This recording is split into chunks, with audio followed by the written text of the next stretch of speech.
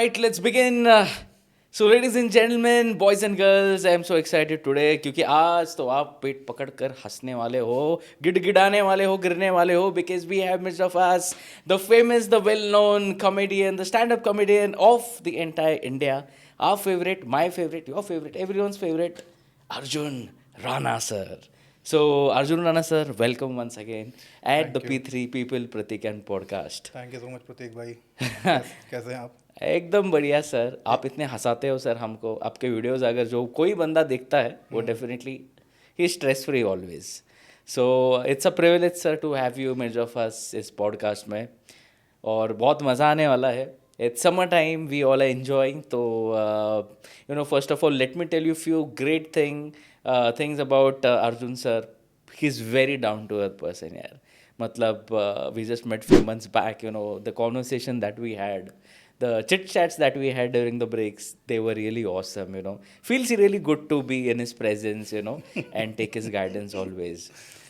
So sir, नहीं तो प्रतीक भाई ऐसा है ना कि जो इंसान चरम तक कामयाब ना हो उसके पास डाउन टू अर्थ रहने के अलावा ऑप्शन है क्या कुछ? मैं क्या करूँगा फालतू एरोगेंट होकर के.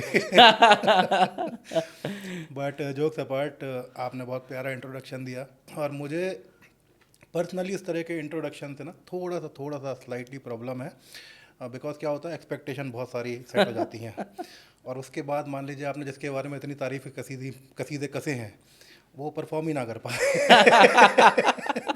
आपकी ऑडियंस बोलेंगे यार ये था ये. अभी जोक आएगा, अभी जोक आएगा. राइट. मतलब नॉर्मली स्टेज पे भी ऐसा होता है कि हम कहीं परफॉर्म करने गए और हम वहाँ का स्पेशल एक्ट बता के इंट्रोड्यूस किए गए हैं, एकदम लास्ट में क्लोजिंग करने गए हैं, तो जो होस्ट है बहुत एक्साइटेड होता है, एकदम एक्साइटमेंट, पूरा पूरा बायोडाटा बता देता है कि ये है करने, और वो जाके हमने बॉम्ब कर दिया उस दिन. Oh. तो बहुत घड़ी बेइज्जती होती है. बट ठीक है, कोशिश करेंगे कि Wow. So let me tell you a few more things about Arjun sir. I mean, sir, आपने OTT platforms पे बहुत काम किया है. You have worked with some great legends, you know. You have worked with great comedians like Zakir Khan as well. जी. So how was your experience, you know? First we'll have a light on that. Okay. तो जाकिर भाई तो देखो class apart हैं, वो तो मेरा ही नहीं, मेरे ख्याल से जो जितने भी लोग स्टैंड अप करते हैं या पसंद करते हैं, देखते हैं, सबका ओपिनियन ऐसा होगा कि Zakir is a class apart. और उसके दो रीज़न मुझे प्राइमरी लगते हैं. पहला तो ये कि उन्होंने एक बहुत बड़ा स्टीरियोटाइप इंडिया में ब्रेक किया था. जब वो इंडस्ट्री में आए उससे पहले stand up was considered as an English art form for sophisticated people. Okay. जो अपना एक हाथ में बियर या वाइन का ग्लास लेके बैठेंगे और उसके बाद फिर कोई इंग्लिश में परफॉर्म करेगा और दे विल लाइक हा, वो वाला आर्ट फॉर्म माना जाता था स्टैंड अप. उन्होंने आकर के हिंदी इंट्रोड्यूस किया. Okay. और सिर्फ इंट्रोड्यूस ही नहीं किया, उसमें मतलब उन्होंने फाड़ के रख दिया. मतलब इंग्लिश कॉमेडी ऑलमोस्ट ख़त्म ही होती चली जा रही है इंडिया में. Right, और उसके बाद फिर हिंदी के बाद मराठी, गुजराती, रीजनल लैंग्वेजेस, तमिल, तेलुगु कर रहे थे लोग पहले. बट इतने पॉपुलर स्केल पे मेन स्ट्रीम में रीजनल लैंग्वेजेस का आना, नेशनल लैंग्वेजेस का आना, ये जाकिर भाई की वजह से ही पॉसिबल हुआ है. उससे पहले जो थे कॉमेडियंस वो टीवी वाले थे, राजू श्रीवास्तव, कपिल शर्मा, वो सब टीवी का अलग ऑडियंस बेस है. बट मेन स्ट्रीम यूट्यूब में, सोशल मीडिया प्लेटफॉर्म पे इस पॉप कल्चर वाले उसमें मेन स्ट्रीम में घुसना हिंदी लैंग्वेज को लेकर के बहुत बड़ा अचीवमेंट था. दूसरा कि जाकिर भाई के बारे में बहुत सारी स्टोरीज हैं कि उनका जो शो, आपने कभी उनका शो देखा है Yeah, लाइव? definitely. है ना. देखा तो है. उनके शो में पूरा एक ग्राफ होता है कि वो हंसाते हैं, फिर अचानक से इमोशनल करके रुला देते हैं, फिर हंसाते हैं, रुलाते हैं. तो इतनी पकड़ अपनी ऑडियंस पे होना कि वो पैसा खर्च करके हंसने के लिए आया है और रो के जा रहा है तब भी तारीफ कर रहा है, ये मतलब एक मैजिकल बात है. मैजिकल है. तो उनके संग जब पहली बार काम करने, हम बोलते हैं कि हमने साथ में काम किया, बट एक्चुअली मैंने ओपन किया था उनके लिए यहीं पुणे में, ऑन में एक ऑडिटोरियम है, वहाँ पे उनका शो था और तथास्तु कर रहे थे वो. और तथास्तु से पहले मेरे को 5-6 मिनट का स्लॉट मिला था, मैं ओपन करने वाला था.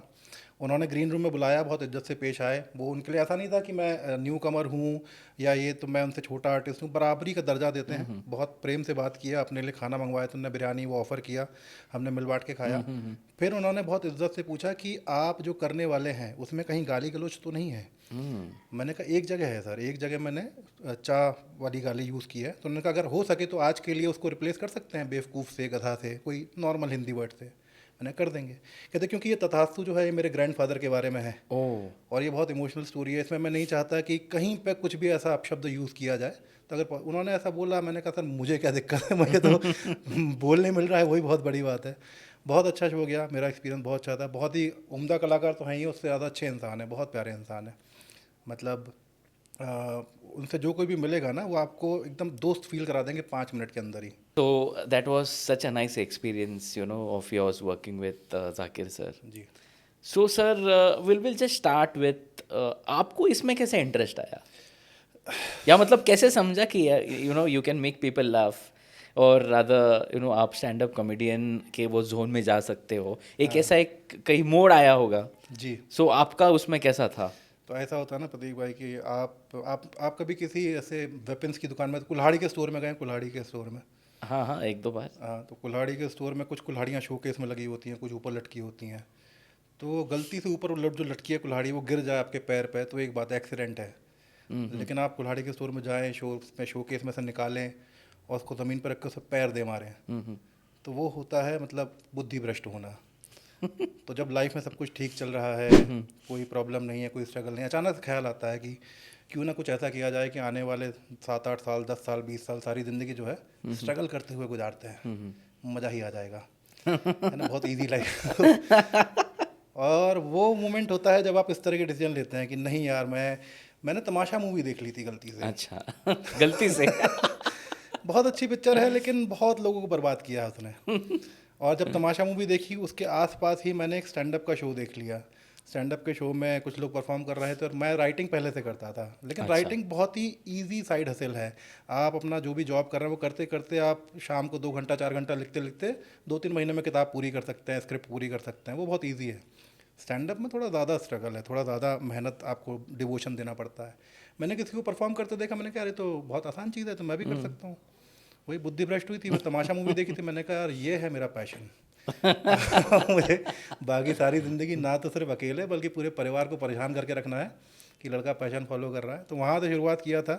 बट हाँ, स्टैंड अप का नशा जो है वो, मतलब कोकेन मैंने किया नहीं है, बट लोग कहते हैं कि कोकेन जैसा नशा है कि आपने एक बार कर लिया तो आपको दोबारा वो ग्रेविटेट करता है अपनी तरफ। एक बार आप स्टेज पे गए, स्ट्रेंजर लोग आपके जोक्स पे हंस दिए, शो के बाद आके मिल लिए, वो इतनी अच्छी फीलिंग होती है कि मन करता है दोबारा जाओ, बेइज्जती भी हो जाए तब भी दोबारा जाओ, बॉम्ब हो जाओ तब भी दोबारा जाओ, वो छूटता नहीं है। बहुत मुश्किल है मतलब उसको छुड़वा पाना। इसलिए जितने लोग हैं जिन्होंने स्टैंड अप कभी ना कभी शुरू किया है, बहुत मुश्किल, उनमें से शायद 10-20% हैं जो रियलाइज़ करके कि मेरे लिए नहीं है वो चले गए होंगे, अदरवाइज लोग स्टिक कर जाते हैं। अच्छा, ऐसा होता है मतलब कुछ लोग इसमें आते हैं, then later on they feel कि नहीं हो रहा है, ऐसा होता है? हाँ हाँ, मेरे सामने पुणे में ही कितने सारे लोग थे जिन्होंने शुरू किया, साल 1.5 साल 2 साल तक किया, फिर उनको रियलाइज़ हुआ कि नहीं, या तो उन्होंने गलत कॉलिंग पे डिसीजन ले लिया, या उनसे नहीं हो पा रहा है तो छोड़ के गए हैं। बहुत अच्छा कर रहे हैं अपनी लाइफ में, कोई जॉब कर रहा है, कोई बिजनेस कर रहा है, कोई डॉक्टर बन गया है, सब अच्छा अच्छा कर रहा है। बट बट बहुत कम लोग हैं ऐसे, जो एक बार आता है वो टिक जाता है यहाँ पे, क्योंकि वो किक मिलता है। तो लोग कोशिश करते हैं कि भले ही थोड़ी मेहनत ज़्यादा करनी, और हर किसी को वो वाला सपना भी होता है एक ईजी और क्विक मनी का। क्योंकि Right. केस स्टडी हम क्या देखते हैं, बस्सी का देखते हैं, समय रैना का देखते हैं, इन सबका केस स्टडी देखते हैं कि अरे कल आया था, एक वीडियो डाला, एक शो हिट हुआ और बन गया हीरो, मतलब बहुत पैसा कमा रहा है, जो कि सच भी है। लेकिन हर किसी के संग थोड़ा ना हो जाएगा वैसा यार। बराबर बराबर। तो वो है। सो सर, जब आपने ये बहुत बड़ा ट्रांजिशन लिया into you know the field of comedy and everything, so before that आप क्या करते थे? मैं इंजीनियर हूँ बाय क्वालिफिकेशन, बीटेक किया है मैंने कंप्यूटर साइंस से। आईटी कंपनी में जॉब करता था। कंपनी का नाम नहीं ले सकता यहाँ पे, वो लीगल ऑब्लिगेशन है मेरे ऊपर, पब्लिक स्पेस में नाम नहीं लेना है मुझे। बट हाँ, सबसे पहले जिस कंपनी में काम किया था उसका नाम टिन्फोसिस से राइम करता है। ओके। उसके बाद 6-6.5 साल काम करके फिर दूसरी कंपनी में स्विच मारा, जो कॉग्निजेंट जैसा सुनाई अच्छा, देता आपने है। 6.5 साल काम किया? पहले स्टिंट में। उसके बाद 6.5 साल एक और कंपनी में काम ओके। किया। उसके टोटल तो 18 साल काम किया है। बाप रे। लेकिन बीच में ये सब करता रहता था मैं, थिएटर, ड्रामा, लिखना अच्छा, लिखाना, ओके, ओके। किताबें 3 पब्लिश हुई हैं मेरी। वाओ। और यूट्यूब पे कई सारे शॉर्ट फिल्म्स हैं जिनके लिए मैंने स्टोरी लिखा है, स्क्रिप्ट लिखा है, कई सारे एड फिल्म्स के लिए लिखा है। ये सब करता रहता था। फुल फ्लेजेड स्टैंड अप मैंने शुरू किया 2017 में। उससे पहले तक बहुत डेडिकेटेडली मैं इतना पावर प्रोग्रामर टाइप का आदमी था, मतलब ओके। .NET में कोडिंग करना, बिजनेस एनालिसिस और ये वो क्लाइंट फेसिंग रोल, बहुत एकदम डेडिकेटेड। वो नहीं होता है कि जिसका आईटी वाला एम्प्लॉय जिसका सपना होता है कि मैं 10 साल में 1 BHK ले लूँगा, फिर अगले साल में उसको बेच के 2 BHK कर लूँगा और रिटायर होने से पहले 3 BHK करके मर जाऊँगा। वो वाला लाइफ मेरा चल रहा था। बट उसके बाद जब ये ट्रांजिशन आया तो 1 BHK भी नहीं हो पाया अभी तक। बट मज़ा बहुत आ रहा है। Okay. So, what is the view about your, जो घर वाले रहते हैं कि after directly coming into this, उनका क्या opinion है इस बारे में? Are they enjoying your this career? घर वालों का बहुत मिक्स रिएक्शन था प्रतीक भाई, सच बताऊं तो शुरुआत में तो बहुत डरे वो लोग कि क्योंकि मैंने जब शुरू किया ये तो उस टाइम पे मैं ऑलरेडी शादीशुदा था, मेरा एक 5-6 साल का बच्चा था, है ना, उसके स्कूल के खर्चे, हमारे घर के गाड़ी के EMI, ये सब सारी चीज़ें चल रही थी और अच्छा खासा स्टेबल जॉब था। लंदन में काम कर रहा था मैं, ऐसे इंडिया का जॉब नहीं छोड़ा है मैंने। मैं कह रहा हूँ कुल्हाड़ी निकाल के मैंने पैर मारा उसमें। तो वो डरे, बिल्कुल ऑब्वियसली डरना उनका बनता भी है, कंसर्न्ड थे कि कैसे होगा क्या होगा, बट उनको एश्योरेंस दिलाया मैंने कि नहीं, एक फिक्स्ड अगर प्रोटोकॉल पकड़ के चलेंगे, इसको एक साइंस की तरह लेंगे तो रिजल्ट मिल सकते हैं, बहुत लोगों को मिले हैं। और फिर वो सपोर्टिव भी थे और मतलब कंसर्न था। फिर धीमे धीमे जब चीज़ें थोड़ी बेहतर होने लगी, सब कुछ थोड़ा सा नॉर्मलाइजेशन की तरफ जाने लगा, तो अचानक से लॉकडाउन आ गया। लॉकडाउन में तो आप खुद भी इसी तरह की फील्ड को बिलोंग करते हैं, आपको पता इवेंट खत्म ही हो जाता है, खत्म ही हो जाता है। ऑनलाइन कितना करेगा इंसान, ऑनलाइन में उतना पैसा भी नहीं था, तो बहुत ही ज़्यादा दिक्कत हो गया अचानक से। तो दोबारा जॉब ज्वाइन किया मैंने, फिर 3-3.5 साल फिर से जॉब किया, सिर्फ ये एश्योर करने के लिए कि कोई घर में फाइनेंशियल दिक्कत ना हो। घर वालों को उस चीज़ से और भरोसा आया कि अच्छा ठीक है, अगर वक्त ज़रूरत पड़ेगी तो इतना केपेबल तो है कि जॉब तो मिल जाएगा, है ना। तो उसके बाद फिर लॉकडाउन धीमे धीमे सबसाइड हुआ, लेकिन वो डर भी बना हुआ था कि नहीं, ये तो दोबारा भी हो सकता है, एक बार ये चाइना वाले सर कुछ भी कल को कुछ और खा गए, फिर हम क्या करेंगे? तो फिर मैं जॉब अभी मतलब काफ़ी लंबे दौरान तो किया, मतलब चीज़ें ठीक होने लगी तब भी मैं जॉब करता रहा, अभी लास्ट ईयर छोड़ा है मैंने। और बस वही है, फाइनेंशियल स्टेबिलिटी के घर वालों को थोड़ा सा दिक्कत है, बट हाँ एक चीज़ अच्छी हुई कि जब मेरे शोज़ थोड़े रेगुलर पेस पे होने लगे अक्रॉस इंडिया, बैंगलोर, दिल्ली, नोएडा, यहाँ वहाँ सब जगह, तो जहाँ जहाँ मेरे परिवार वाले रहते हैं, जैसे जयपुर में शो किया, मेरे घर वाले वहाँ पे आए, उन्होंने देखा कि किस तरह का शो होता है, स्ट्रेंजर लोग आकर के हंस रहे हैं, मिल रहे हैं, फ़ोटो खिंचा रहे हैं। नोएडा में किया तो मेरे इन लॉज आए थे वहाँ पे, उन्होंने देखा क्या माहौल है, मतलब पूरे क्लब में एक वाइब क्रिएट कर दी मैंने, लोग आके फ़ोटो खिंचा रहे हैं लाइन लगा के, तो तब उनको शायद कहीं ना कहीं लगा हाँ ठीक है, कुछ तो ठीक कर रहा है। एकदम ही लूज़र तो नहीं है। तो उनका फिर वहाँ से और ज़्यादा भरोसा बढ़ा, यह भी 1-1.5 साल पहले की बात है, वहाँ से और भरोसा बढ़ा। फिर वो आप प्राउडली, जैसे पहले बताते थे कि नहीं लड़का हमारा आईटी में जॉब करता है, ये उसका हॉबी है, ऐसा अभी वो प्राउडली बताते हैं कि नहीं नहीं, हमारा लड़का स्टैंड अप कॉमेडियन है और ये उसका मेन प्रोफेशन है। तो ये थोड़ा ट्रांजिशन हुआ है। ओके, वाह, दैट्स ग्रेट। सो आपका जो घर का माहौल था वो हंसी मजाक वाला ही था ऐसे, या बहुत ही काइंड ऑफ सीरियस टाइप्स के जो फैमिलीज रहती है, दे हु आर इनटू एजुकेशन, वो वाला कैसा था आपका ये माहौल? तो हमारा माहौल था गरीबी वाला। Middle class, typical middle class होता है ना कि विरासत में आपके माँ बाप आपको केवल एक ही चीज़ दे के जाते हैं, डिग्री, एजुकेशन, उसके बाद आप देख लो। तो प्रॉपर्टी के नाम पे हमारे पास बीटेक की डिग्री ही है बस, जो घर वाले छोड़े हैं हमारे लिए। तो ऐसे सिचुएशन में हंसी मजाक अगर होगा भी तो एक लिमिटेड मात्रा में ही होता है। आपको पता है कि आपको अपने पैरों पे खड़े होकर अपनी खुद की ज़िंदगी बनानी है, पैतृक संपत्ति नहीं है आपके पास, नहीं है गांव में कोई ज़मीन जिसको बेच के आप रातों रात अमीर हो जाइएगा, तो आपको मतलब पूरी लाइफ स्ट्रगल तो करना ही करना है। तो ऐसे में हंसी मजाक लिमिटेड होता है, लेकिन हंसी मजाक बहुत क्रूशल भी होता है, बिकॉज आप दर्द को ही तो हंसी से छुपाते हो। Right right. हर इंसान जो हंस रहा है वो कहीं ना कहीं कोई दर्द छुपाने की कोशिश कर रहा है। तो वैसा वाला माहौल था घर में। बट हाँ, घर में इन सब चीज़ों को लेके बहुत ज़्यादा सपोर्टिव थी मेरी माँ स्पेशली, जो क्रिएटिविटी, मेरे घर में इकलौता मैं हूँ जो हल्का फुल्का क्रिएटिव है। बाकी किसी को कोई लेना देना नहीं है। जब मैंने लिखना लिखना भी शुरू किया था तो किसी को कोई फ़र्क नहीं पड़ता था सिवाय माँ के। माँ ने बहुत सपोर्ट किया कि चलो तुम ये कर रहे हो तो तुम कोर्स कर, कोई प्रोफेशनल कोर्स कर लो, अच्छे से सीख लो, ये कर लो वो कर लो। हालांकि कुछ फ़ायदा नहीं हुआ उसका, बट वो बहुत सपोर्टिव थी। अभी भी उसको ऐसा लगता है कि ये सब तो ठीक है लेकिन तुम्हें बॉलीवुड भी ट्राई करना चाहिए। तुम जाके हीरो बनो, पास में ही तो है बॉम्बे, एक आध बार चले जाओ शिवनेरी पकड़ के। तो वो उसको तो अंधा सपोर्ट है माँ का, तो मतलब उनका बस चले तो वो मेरे को मतलब शाहरुख खान से ऊपर समझती है। So you know have you tried into Bollywood? या ऐसा कुछ हुआ है आपके साथ कि किसी ने आपको एक ऑफर दी हो? कोशिश दिल से कभी नहीं कर पाया, क्योंकि बॉलीवुड में जाने के लिए आपको बहुत अलग लेवल का स्ट्रगल करना पड़ेगा, मुंबई जाके रहना पड़ेगा। वो जो हम किस्से सुनते हैं, नवाजुद्दीन सिद्दीकी ने सिक्योरिटी गार्ड की तरह काम किया था, पंकज त्रिपाठी जी ने बहुत स्ट्रगल किया था, प्लेटफॉर्म पे सोए हैं, बड़ा पाव खाया है, ये सब ये मेरी कभी करने की हिम्मत ही नहीं हो पाई, तो कभी गया नहीं। बट अभी जब से इंस्टाग्राम और ये इन्फ्लुएंसर पूरा जो यूनिवर्स क्रिएट हुआ है, तब से बहुत सारे ऐसे केस देखे हैं कि कोई इन्फ्लुएंसर था जिस पे किसी की नज़र पड़ गई और उसको रोल मिल गया, उसको काम मिल। कई सारे इन्फ्लुएंसर हैं जो बॉलीवुड में ट्रांजिशन कर रहे हैं, और उनमें से कई लोगों को तो एक्टिंग आती भी नहीं है, लेकिन तब भी कर रहे हैं। मुझे थोड़ी बहुत आती है, मैंने किया हुआ है काम यूट्यूब के लिए और शॉर्ट फिल्म्स के लिए, OTT के लिए काम किया हुआ है। तो मुझे लग रहा है कि शायद हो सकता है कभी मेरे ऊपर भी किसी की नज़र पड़ जाए, कोई हो बाप का रोल, बड़े भाई का रोल है ना, 2 मिनट 3 मिनट का, तो क्या पता कोई बुला ले।